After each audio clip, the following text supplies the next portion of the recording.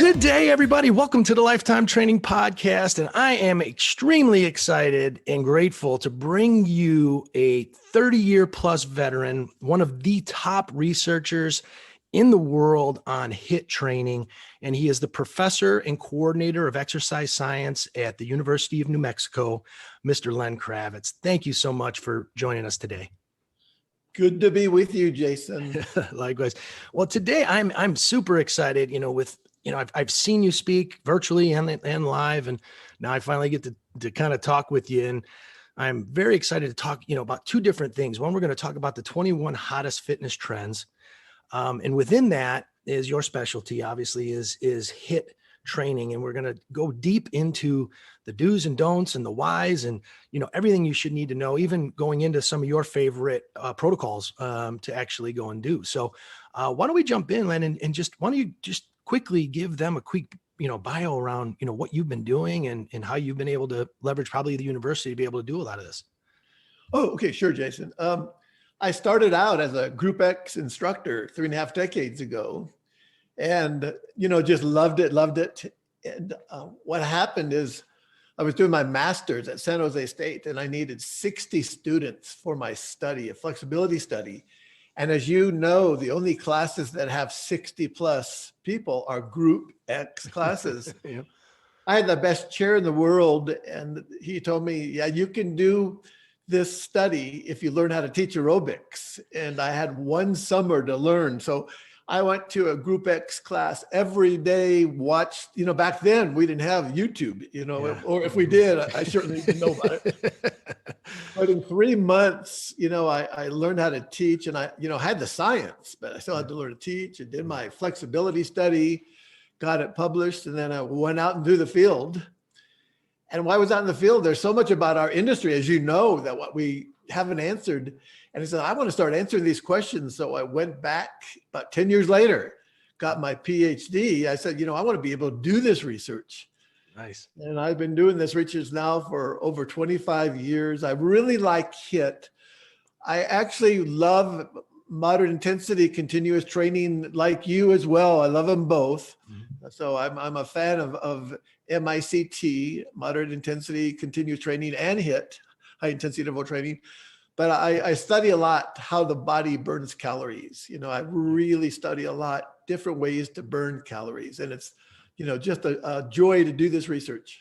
Well, and that's exactly it. And, I love your vast experience with, starting kind of in that front line of doing it, having the degree and then doing it and then figuring out. And a question I've got is, obviously you made it a point to differentiate between moderate and HIIT and high intensity. And I think that's where there's so much, I think, out there being called HIIT, but I don't know, is it HIIT? And I would love your perspective on that and how it's evolved over those years.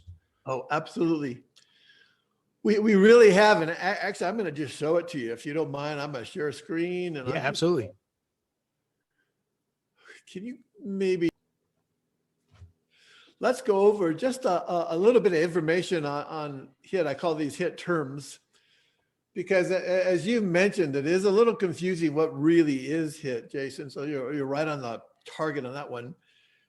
From the research I've done, review of literature, we have HIIT programs that have work. This is the hard bout, the high intensity bout, from 8 seconds to 8 minutes. And, it varies quite a bit in the research. Mm-hmm. And then every work bout is always followed by what we call a relief. Many of your colleagues and friends call it the recovery. And that too can be very variable in length. And with high intensity interval training or just interval training, one interval is a work bout and a relief bout. And now let's just look at the terms, because you really hit the nail on the head when you mentioned it's a little confusing, some of the terms. There is a technique, it came from Canada. This is the researcher it came from, Martin Gibala. It's called SIT, Jason, sprint interval training. It's all out maximal efforts. Typically SIT, the work bouts are 30 seconds or less. Then we have what you and I know as high intensity interval training. And that's where your intensity is usually about 80% or higher of your actual maximal heart rate or your estimated max heart rate. And there's always a relief. You remember, there's always a work hard and a alternating relief or recovery. And then, Jason, in all fairness, I think most people do intermittent exercise. And this is where they alternate a little bit of moderate work with light intensity relief. And that's fine, but they're kind of alternating something that's a little more challenging with something that's a little less challenging. And we call that intermittent exercise. But let me show you, the types right now. Yep. The types, without a doubt, for 100 years, we've been doing aerobic based, which are cardiorespiratory modes to promote cardiorespiratory fitness. But the biggest growth area in HIIT, without a doubt, is the resistance based. And you do this. I think you created a program of lifetime that has this, without a doubt. Yep. It's promoting muscular endurance. It's either body weight training like burpees, push-ups, lunges, plyometrics, kettlebells, bands, dumbbells, the small equipment, all performed in some type of circuit with that hard and that relief. And I'm pretty sure that's exactly what you create. Yep. Very, very creative way. And then lastly, right now we see hybrid. And hybrid, Jason, is a combination of both, where we're doing the resistance and the aerobic based. And, I'm going to stop sharing a little bit just to get back to you for a second. Yeah. I'm not sure. Do you know the history yourself of HIIT, some of the great athletes that kind of brought techniques? I'm not sure, or maybe your podcasters would like to know. Yeah, for sure. You mind if I show them some of that? It's so cool. Yeah, absolutely. What we see when you study that, I'm going to take you from the beginning, if you don't mind. Yeah. And I'll really give you kind of like a taste of where we've come. In all fairness, Jason, we know so much about HIIT from this researcher from France, of all these places, France. Her name is Véronique Billat, French physiologist. She wrote actually 2 parts, Interval Training for Performance, a Scientific and Empirical Practice. And the part 2 is anaerobic. But I want to take you back. This is so cool, Jason. 100 years. And Jason, this is Pavoo Nurmi 100 years ago from Finland, 9 gold medals. Look at that, Jason. Wow. 1,500, 3,000, 5,000, 10,000. Unbelievable. But he had the best coach in the world. Let me tell you what he did. This is so cool. Everybody that is an athlete could do this today. And this was 100 years ago. His coach had Pavoo go on these 6 to 12 mile runs. And then spontaneously, he always changed it. He would tell Pavoo to go for a short 400-meter spurt. That was the hard, high intensity. And his speed at that time on the high intensity was 14.88 miles per hour. And in one workout, he would do 6 of these short bursts. His coach was so smart. His coach said, in a race, you never know when you have to really pick it up. Mm-hmm. So I want you to train so that you have to pick it up at different times all the time.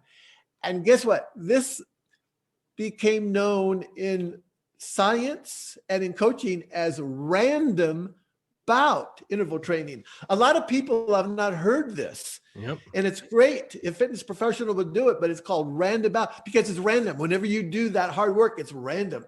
Yep. And this is in the 1950s, 60s. This is Sigfried Hermann, really great athlete. Look at that body. Look at that body. Is that a trained body? World record holder, an Olympian. Wow. This is so cool. And it's so easy to apply this. He did what is amazing.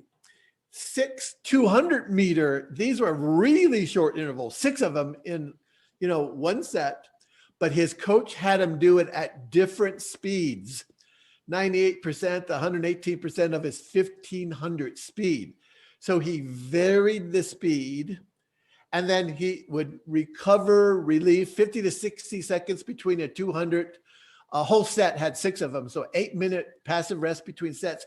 But this became known. This is in the 1950s. This became known as VIIT, variable intensity interval training. And Jason, right now, there are some people in our field, you probably have heard it, that are marketing VIIT. It's a great idea and it's so easy. Look at, here's all you have to do. All you have to do, you don't even have to, measure speed, is tell your client, okay, you're going to work hard on this interval. It's going to be, let's say they're all 2 minutes. Mm-hmm. I want you to go somewhat hard on this hard workout. Then you recover. Then the next one, I want you to go hard and then recover. Then the next one, you want to go very hard and then recover. And then the next 2-minute bout, I want you to go maximal sustainable. It is such a great idea. You're varying your work each time you do your interval. And most of us have never done this because we always just go at one intensity, for the work bout. But varying the intensity, what a great idea. Well, and I think too, I keep going back to the mental aspect of being able to actually do this and get your body to do it. And, somebody I had on the show before called it the exercise paradox. I don't know if you've heard that term or not, but, where the brain doesn't want to take you there. And I always call it, what's that nasty place that the brain goes, but when you push past that, that's where all the love is. That's where all the juice is. You are so right. And we're able to watch this from a textbook perspective because these are athletes. Yep. And athletes want to win so bad. They're going to do anything and everything their coach does. But you and I deal with enthusiasts. Yep. And they don't quite have that cutting edge desire all the time. Not, some of them do. And so there's a period of time where they adjust, and then they say, oh, I got it. I got it. And then, look at this. The all-time champion of endurance training, the workouts, Jason, Greta White's 78 to 88. She was, just incredible. 9 New York City marathons. She did 2 world records, world champion. But look at this. You're not going to believe this workout. She did the short intervals. Usually we say short intervals, 800 meters or less. Long intervals, 800 meters or longer. Tempo training is what she's famous for. And I know you love it too. And distance runs. Sometimes she would do a distance run twice a day. But she's famous to the podcast listeners who are familiar with tempo. That's what we say. You're going at your maximal steady state. And I do a lot of research on tempo training on different apparatus, because when you're going at your maximal steady state, Jason, you're burning the most amount of calories you can burn in that workout. And runners do these all the time. We call them lactate threshold bouts, but it's a tempo bout, whatever it is, elliptical, rowing, jogging, walking. When you go at your maximal speed on that activity, you are doing a tempo bout. One of the best ways of training. And that's not HIIT. You know what's interesting? That's not HIIT. It's a steady state at your max. And I know you've done those as well, Jason. And then let me just share you one more historian. Here we see the tempo. For those who want to try it, we call it lactate threshold in the lab. Just go at your maximal steady state pace. Because it's very fatiguing, most people can only do it for 20 to 30 minutes. But it's a great workout. And then the all-time champion endurance athlete in my book is Paula Radcliffe from Great Britain, 3-time New York marathoner, fastest marathoner of all time for females, still holds the world record, just incredible athlete. Jason, look at, here's her workout, or where was her workout? 145 miles a week. She trained at or above the lactate threshold, when she was doing her steady state bouts. She had kind of an 8-day cycle with 2 long runs, a hard session every other day, her lactate threshold bouts. And, in that 8-day cycle was a rest day. And she believed in core. She did core every night. Wow. So cool. That is so cool. Yep. Well, and what's interesting, and I think we may get into this, is, obviously we've talked a bit about the history and how it relates to performance. Right. Obviously I think the big thing too is performance is one side of it. Then the other side is body composition. Oh, gosh, and, how and which have been, is it one and the same, or, as people are saying, or is it, is there a difference in how you would go? There's a difference, but I've got to share with you something, because you and I have talked about this on the phone. I got to show you an article, Jason.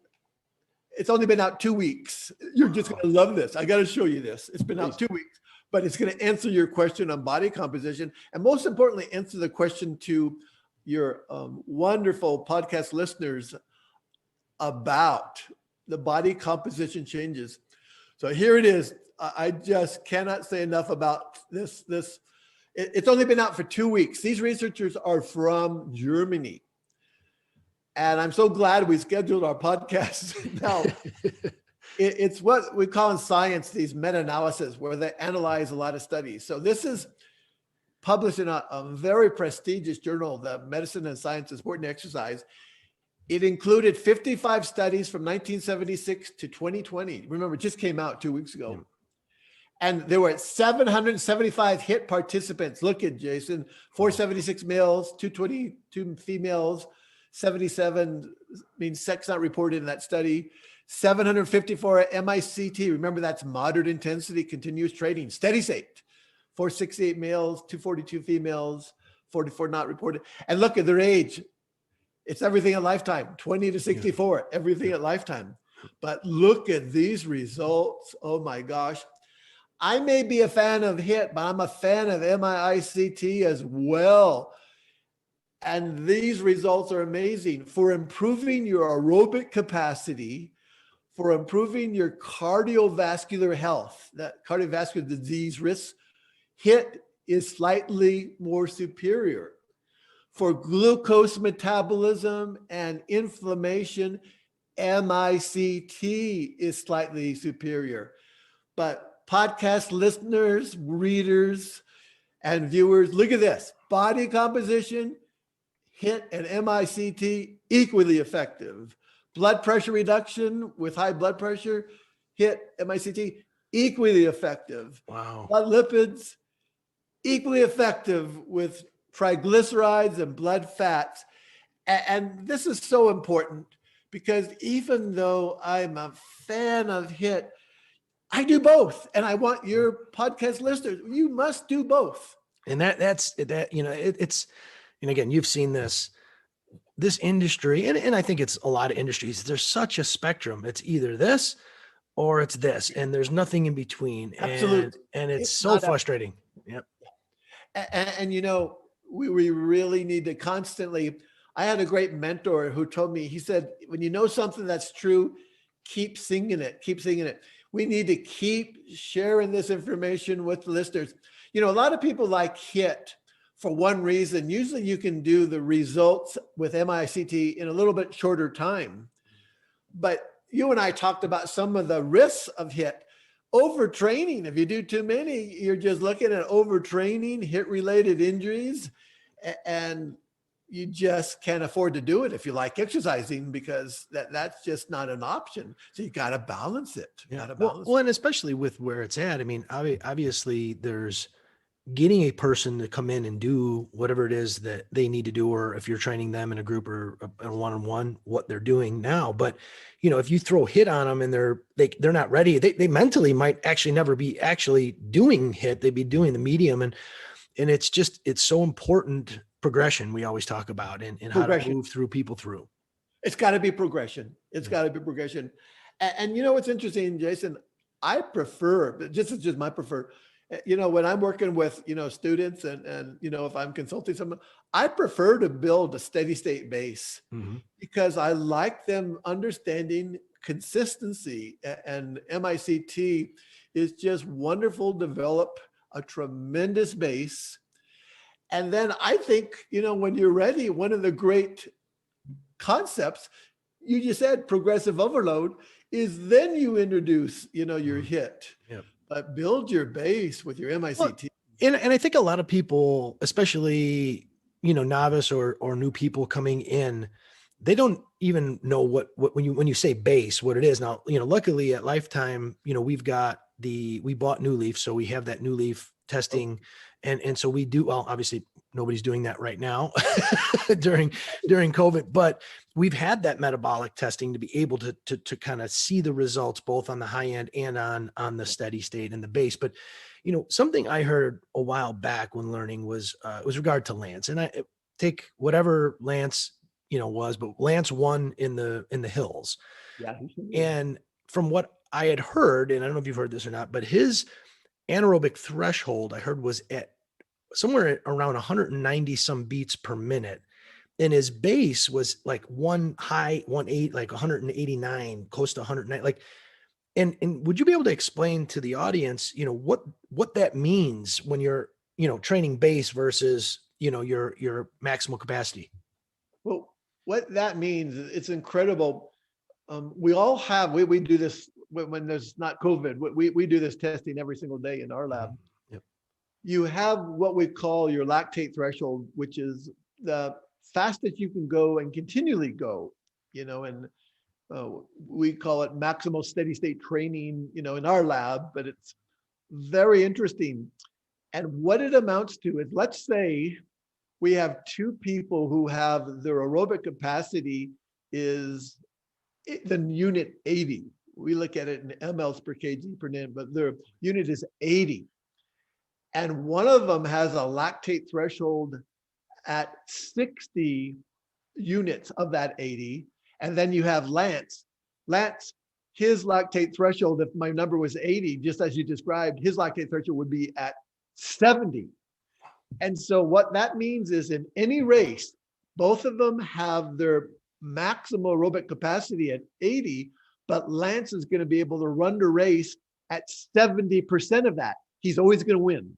Yep. The person with the highest lactate, like Lance, is always going to win because they can do the whole race. In his case, 6, 7, 8 hours and that is what base training does. That is base training. And to be very clear in your research, HIIT training, sprint interval training will not improve base. Is that correct? Or have you seen it improve the base? Well, I think more it's a contributing, but not a sole contributing at all.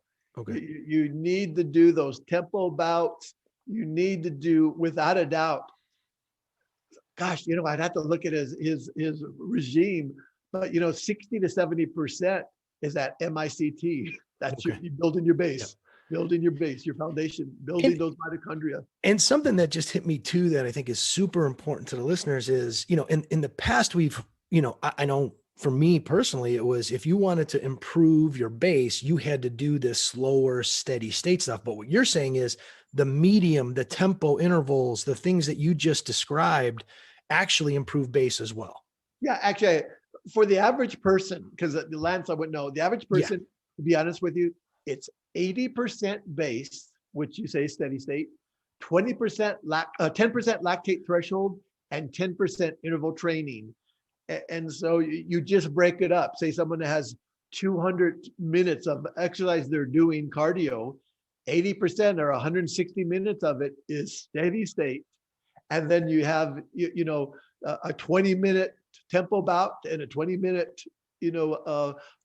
interval bout. So you see, base is everything. Awesome. Base is everything. You won't go anywhere without base. You won't go anywhere without base.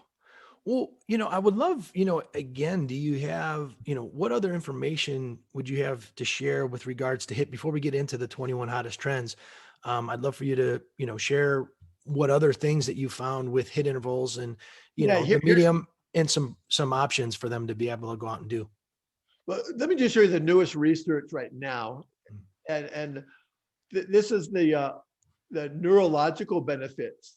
This is really the newest kid on the block, the research on the brain. And we know now that for HIIT training, it has effects on your brain. I want to show you where it is for clinical populations.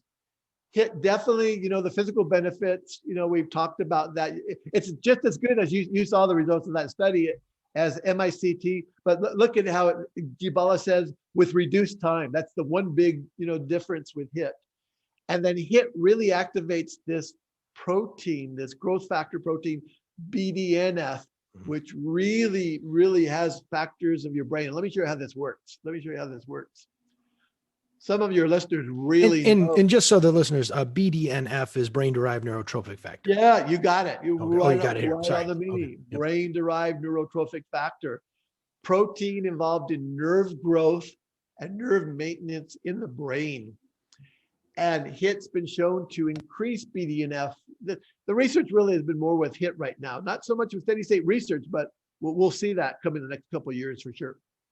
And so here it is, one of your life fitness enthusiasts is doing exercise, and the skeletal muscle releases this protein known as irisin, very, very small protein. It goes through the body's circulation, and then it circulates right into the brain. And then this is what activates BDNF. And this is a wonderful review, British Journal of Sport Medicine, 2017. For the brain, Jason, it looks like we've got a little bit of, a focus in this wonderful review. Higher intensity levels of exercise are better than low to moderate for preventing cognitive decline. So for BDNF, it does seem that a little harder workout is going to be the key. So that's like a tempo bout or an interval bout. That's a tempo training. And a higher intensity leads to what's called greater brain plasticity, is when your brain's making new neurons. So for the brain right now, it appears tempo and HIIT are really helpful to prevent cognitive decline and to promote new nerve growth. So and it's so interesting. Yeah. It's so interesting with regards to, how the exercise paradox, which is your brain.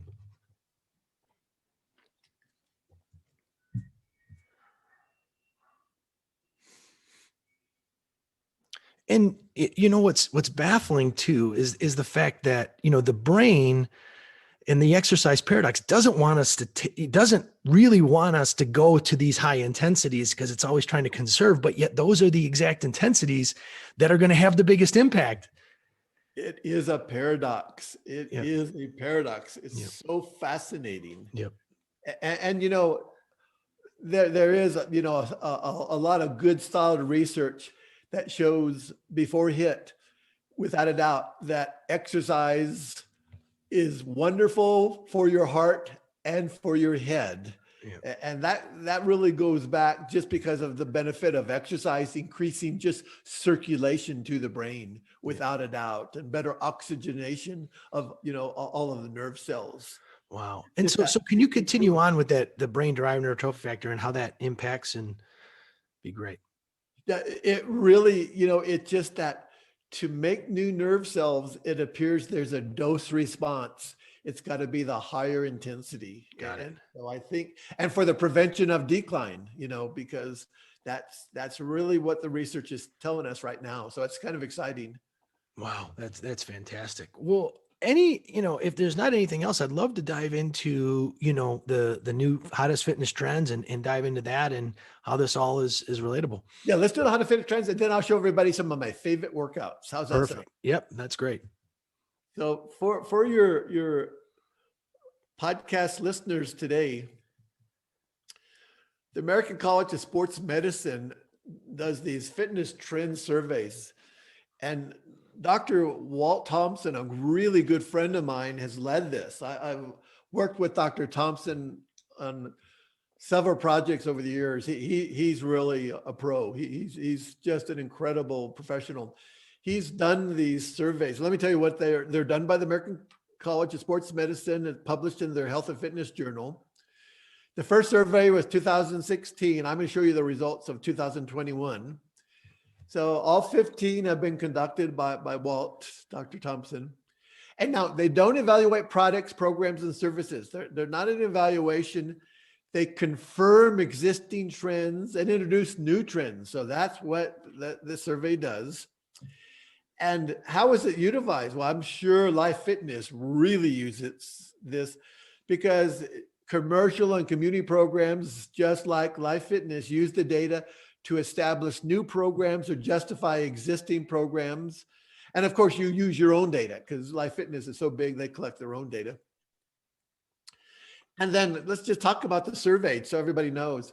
This year, 41 possible trends were in the survey. It was sent, Jason, 75,380 fitness professionals around the world. That's how many were sent by email. Now, this always shocks me. You know, I'm what's called a quantitative researcher. This is qualitative. 6% responded. And they tell me, my qualitative friends tell me that's a good response rate. Wow. You know, I wish it was like an orphan, like 90%. Yep. But, you know, it just doesn't happen. 6% still is a good response rate. 63% respondents were females, 37 were males. And here's what it looks like. It's called a Likert type. You see how it goes from 1 to 10, you know, everyone, Jason, you see it. And so 1 means it's least likely to be a trend. 10 is it's most likely. Those are the extremities or the extremes. And then if it's in the middle, it's like a 5 or 6. And that's how people rate. And then they also collect some more qualitative comments, because some people, the scale isn't enough. The people say, hey, this has just started, so it's going to really explode, or this is on its way down. So these comments really come into it. And look at this. They get data on the respondents. And I find it so interesting. Look at that from 0 to 1 years in the fitness industry, 0 to 1 years in the fitness industry, all the way up to greater than 20. What's interesting to me is, look at that, Jason, 25%, 10 to 20 years in the industry, 25% over 20 years in the industry. Nice. So these are people like you and me. Jason, these are people just like you and me. We are in this category. We're actually in the last category, greater than 20. So we really can tell what's coming and what's not coming. Now look at this. This is the salary of the respondents in US dollars. So they converted everything to US dollars. Look at this. Almost a little over 13%, or right at 13%, less than 20,000 a year. Here we see about 13%, 40 to 50,000 a year is their salary. I find this interesting. Look at there. That's your medium and your mean right there. Yep. 55 to 60 and 60 to 70. Isn't that interesting, Jason? There's your medium, mean. And these are just respondents, of course. And do we know, especially for the people that are making maybe a little less, do we know if this is a full-time thing versus not? No, I'm going to show it to you. I got perfect. It. Yep. You got it. I got it. I'll show it to you coming up right now. And then look, these are the greater than 100K, 100,000. Yeah. That was a great question you asked. Here it is. Here's the answer to your question. Look at that. 10% part-time personal trainers, 10% full-time personal trainers. Then everything else is really less than 10% other than others. So that some of them, you know, the primary, you know, they could be doctors. Well, actually, they're medical professionals. They're just in a different profession than what is listed on this category. Got it. But I think the interesting thing that you and I see is 10% personal trainers part-time, 10% personal trainers full-time, you know, in who they are. It's always good to know who they are. It's always good. So here it is. You ready? Let's do it. I'm going to give you, these are the top 10 for 2021. Number 1, no surprise because of COVID, online training, individual or small group. COVID has changed the rules. Yep.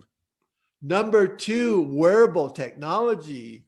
You know, all of these heart rate, calorie counters, step counters, sleep time counters, body temperature, sitting time, EKG. I think, you know, the Apple Watch does every one of these. Yeah, exactly.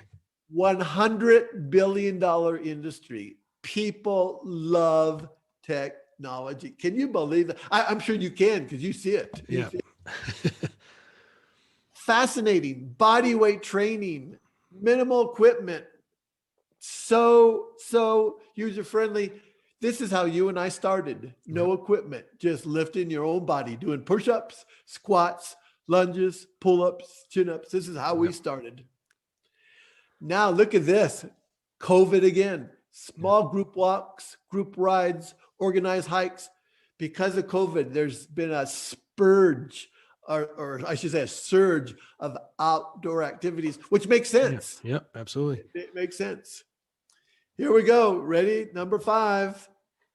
HIIT. Jason, in 2020, it was number 2. But COVID has changed the rules. HIIT's gone from number 2 to number 5. And you see why. The top 3 are all COVID related. Yep. Virtual training. Look at this. Group exercise classes delivered online. Virtual group X. 6. Yep. Number 7, concept of exercise as medicine. Healthcare providers encouraging people to exercise with a fitness pro. 8, strength training with free weights. Free weights, barbells, kettlebells, dumbbells, medicine balls. Number 8. Wow, look at this. Fitness programs for older adults. Number 9, people are living longer. They want to keep active, healthy, and alive. And number 10 on the top 10 for 2021, there you see it. Personal training, one-on-one training, fitness design, individual workouts.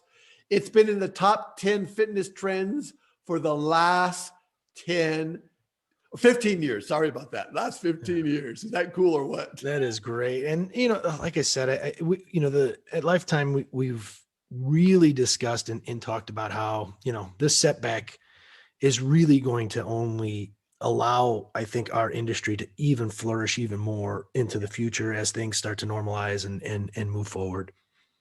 Yeah. And we're all learning how to be better virtual teachers. Yep. And I was amazed how many of our colleagues made the transition so fast. Yep. It's almost like they didn't miss a beat. Sadly, our industry, like Lifetime, it's hurt tremendously, our industry. But, in the virtual personal training world, some of our colleagues are thriving. Yeah. Right? Well, and Len, we haven't talked about this, but that's, one of our biggest objectives is we have a digital membership now where you can get Lifetime anywhere you want. You can do online coaching. We private label through Trainerize.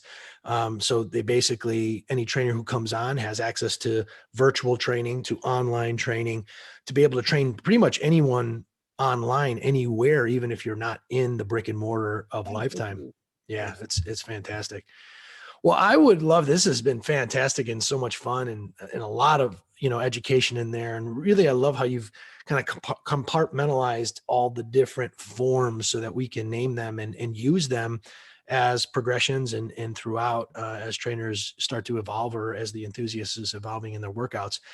So I would love, you had mentioned your favorite stuff. I'd love to hear some of that and then we'll call it a wrap. Thank you.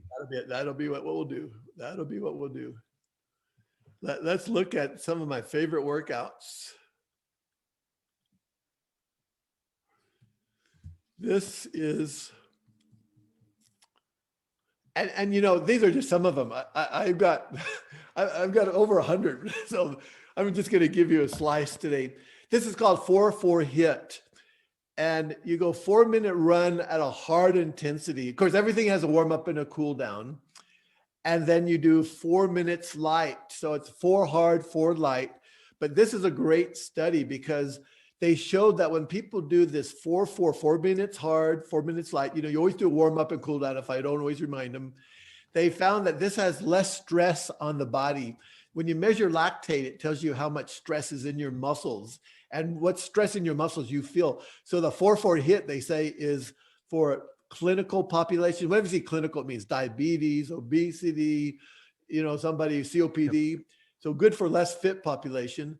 And then the same participants did a 4-2 HIIT where they cut in half the recovery, a 4-2 HIIT, hard with the light recovery, 4 intervals on any exercise mode. It's a 24-minute workout. Anything under 30 minutes, we call LVIT training. And here they had a lot more metabolic stress. So when you shorten the recovery, there's more metabolic stress, which just makes sense. You and I, it makes sense. And so for the really fit, people want to challenge themselves, shorter recovery. That's what this particular study showed in that 4-minute work, 2-minute recovery. Now I'm going to show you this one. This is really one of a kind study. There's actually only one other study like this in the world. It's a 60-second work, 75-second LVIT, low volume interval training, 60 seconds hard, 75-second relief light. They did 8 to 12 intervals, any exercise mode. See, it's called the LVIT, so it's 30 minutes or less. And why this is a one in a kind, they actually did biopsies after each workout. These participants were what I call courageous. They did muscle biopsies in the leg after each session. And they found in as little as 6 training sessions, they were building bigger mitochondria. Mitochondria are the powerhouse energy sources in the muscle cell. We call them the mitochondria, the fuel source that drives everything we do. Even in regular life, mitochondria keep us going. And there's always been a big question. There's only one other study like this in the world, and they got the same answer. In 6 sessions, people were starting to build bigger mitochondria. So people, it's just amazing, you know, how fast the body adapts. This is one of my favorite programs, indoor fartlek. Fartlek is speed play, 2 4-minute, 6-minute bouts. And you randomize, it's a game. You randomize the modes, intensities, duration. It's a play. It's indoor fartlek. You can do this so easy, like at Life Fitness. And essentially you do what's called rotations. Like here, treadmill 2 minutes, elliptical 4 minutes, cycle ergometer 6 minutes, then do another rotation. Elliptical 6, cycle 2, treadmill 4. Notice how you kind of like rotate the different modes in order and how long you're working. And then when you do 2 minutes, you go hard, 4 minutes, you go somewhat hard, 6 minutes, you go light. So it's a really neat game. I used to do this years. When I was a personal trainer, I did it for years because I never did it the same way. You could always mix it up. At Life Fitness, if I was training there, I would do this all the time. Nice. And then here's LVIT. Here it is. We've been talking about it. Base conditioning, one of my favorite. Somewhat hard, just go somewhat hard for any mode, 20 to 60 minutes. Remember, this is what most competitive athletes do. 80% of their training is this workout right here. It's base, metabolic base. And so everyone knows this is what the mitochondria is. When you do base training, a muscle has 400 to 2,000 of these. When you do base training, you get 35% bigger mitochondria and 15 to 50% more. So base training builds bigger.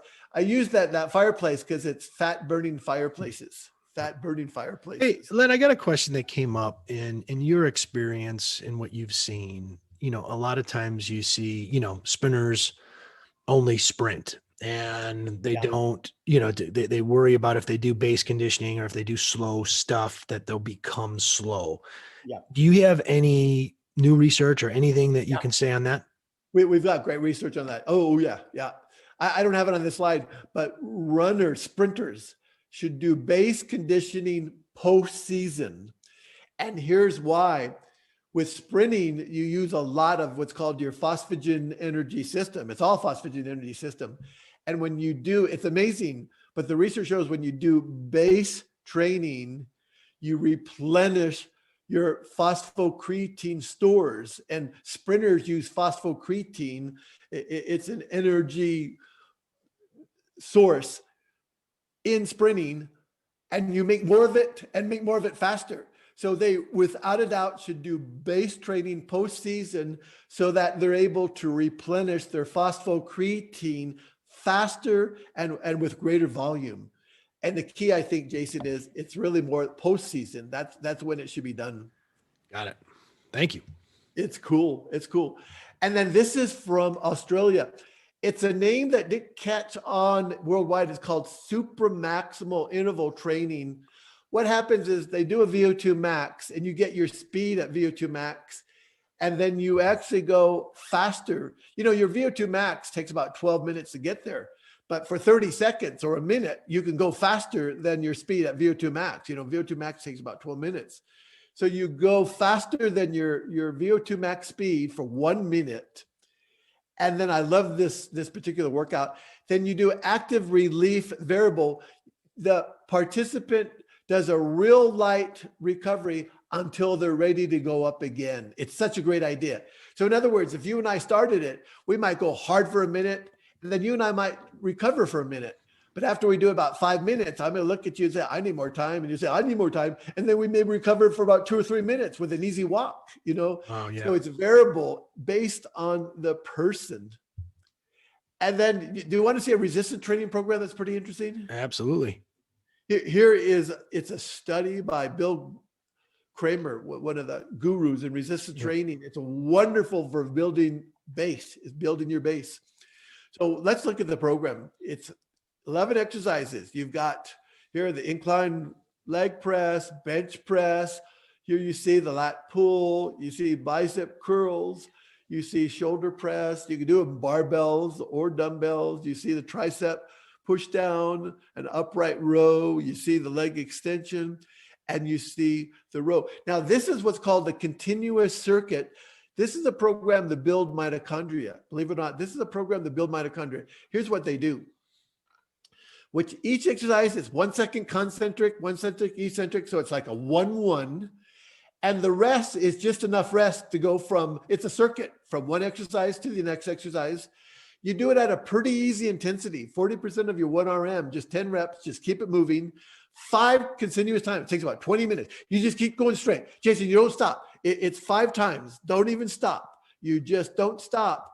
It's called high volume, low intensity resistance training. This type of training has been shown to build bigger mitochondria too. Wow. Just so you know.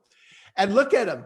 They're actually, it takes about 20 minutes, they're actually at 50% of the VO2 max. So they're building their aerobic base while they build bigger mitochondria. Is that cool or what? That is great. Cool. And from our lab, we say go upper body, lower body, alternate. From our lab, we've got a study coming out probably within the next month or two, Journal of Strength and Conditioning Research. So when you go upper body, lower body, it's even better.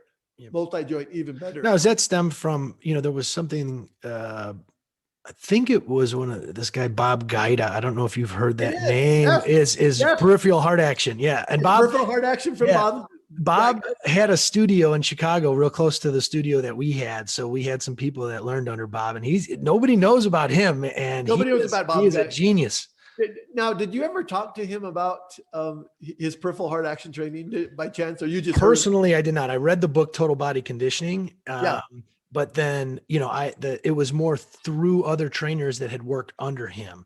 It actually was developed in 1940 by this researcher, and then Gaida took it over. Yep. Was that back in the 60s that he took it over around then? And honestly, I don't remember. I just remember, and he was a bodybuilder. Like he won bodybuilding shows too. Yeah. Back early on, doing really not traditional bodybuilding exercises like we know it. Oh yeah.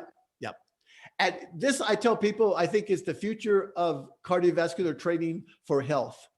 It comes from this guy, Larson. He's years ahead of his time, He said, you do HIIT, like here, it's a HIIT and steady state. And if you want, add another HIIT. But Larson makes the case that for cardiovascular disease risk reduction and cardiovascular health in one workout, combine the HIIT. So it's like doing 20 seconds hard, 40-second recovery, 20-second hard, 40-second recovery, real short HIIT, then 15 minutes, there's your steady state. And then if you want, finish with another HIIT here, 30, 90, 30, 90. And we're doing research on this right now in our lab, but we're stopped because of COVID. Yeah. But as soon as we get back to it, this is what we're doing research on right now. And you found that HIIT, then steady state, then HIIT, has produced what type of results so far? We don't have them. Oh, We're going to measure the mitochondria. We hypothesize it's going to build bigger mitochondria because you're combining both HIIT and steady state in the same bout. Our hypothesis is it will have the best result on that organelle, the mitochondria. Beautiful. That provides the ATP. But Jason, once COVID is gone, we'll be able to get back to it. And now this is just the VIT that we talked about. All the relief bouts are at 5 miles an hour, but look at one, she's going 6 miles an hour, 2, 6.3 miles an hour, 3, 6.6 miles an hour, 4, 7 miles an hour. All the reliefs are 4 minutes at a 12-minute pace. But this is the concept of VIIT, where you just make it a little faster for some of your podcast people. Yep. It's kind of fun, to be honest with you. It's kind of fun. Well, it varies, and it puts then it also puts a variety and a progression to what you're doing, and the ability, especially right now, I think, so many people look at the result of, I want to lose weight, all of the different, biometrics. But yet when we do things like what you're showing, is them increasing their speed a little bit is going to happen probably way quicker than them losing a bunch of weight. And so that can keep the mental aspect of them progressing forward so that they stay, with the workout program. It's so true. Oh yeah. It keeps them sharp. Oh, absolutely. And then here's that lactate threshold. In our lab, we call it maximal steady state training. And it's continuous. It's a MICT at your maximal steady state. Try to go 20 to 40 minutes. Most people, 20 to 30 is good, but if you could push it to 40, wow. Remember that this is Greta White was famous for this. This made her famous. They call it tempo. And again, with that particular one, can you explain again? I know you talked about it earlier, but I want to go again, is with regard to how do you identify what your maximal steady state is? So good. So great. You can only do this on a mode of exercise you're familiar with. Like for me, I do treadmill and elliptical training all the time.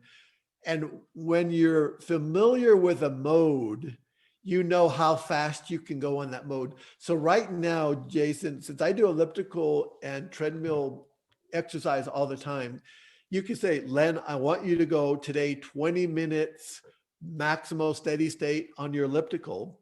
And tomorrow I want you to go 30 minutes on your treadmill, maximal steady state.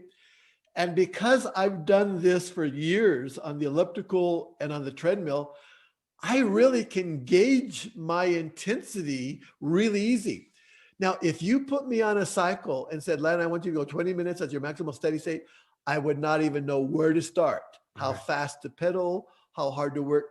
So what's really key, that's why runners do this all the time, because they run all the time. You can only do it on a mode you're very familiar with, because as you and I know, I can take 3 strides on an elliptical and I know exactly, I like to go about 120 strides per minute. You know what I mean? I can get there, very, very quick.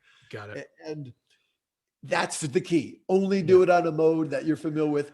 And if you're not familiar with the mode, you really can't do tempo training, because you just need to get really your understanding of what it feels like for you to go 20 minutes on a particular mode, and then you can vary the intensity on that mode. Got it. Yep. Good. I got one last one. Great. This is it. It's called the triple 6-minute workout. After your warm up, this is just fun. It's fun. Let me just tell you, you go 6 minutes, just about as hard as you can go for 6 minutes. That's your first bout. Then 3 minute, you just kind of go real easy, active, just really, you can even just, on the elliptical, just go real easy, or get off the elliptical, walk it.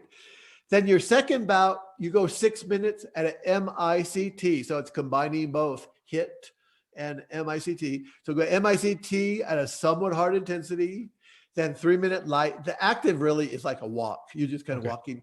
But here's really where the game is. Your third 6 minute bout, you try to do as hard as your first. Okay. And it really becomes, you talk about mental, it becomes a mental game, because 6 minutes as hard as you can, as you know, Jason. But this is the 6 minute, it should be called physical and mental workout, because it really is a mental challenge as much as a physical challenge.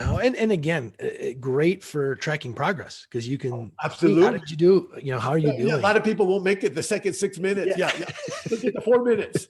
But then the next 450. I had a previous gentleman, Phil Campbell. I don't know if you're familiar with Phil. He created something called Sprint 8. Yeah. And I started doing Sprint 8 on a Versa Climber, which probably isn't the best piece of equipment to just jump right into to doing it. I haven't made it past 4 reps yet. My quads are just completely shot. So Phil Campbell. Oh yeah. He's the master sprint coach. Yeah, he's great. Well, Len, anything else that you want to share, or anything else you want to say to the audience before we wrap it up? Just do them both. I do a workout every day. There's no way I kind of balance it. I do 3 HIIT a workout, and every other workout is MICT. And then one day I try to just take off. One day a week I try to take off. Awesome. I'm a 3-3. I do go 3-3, one day off. Perfect.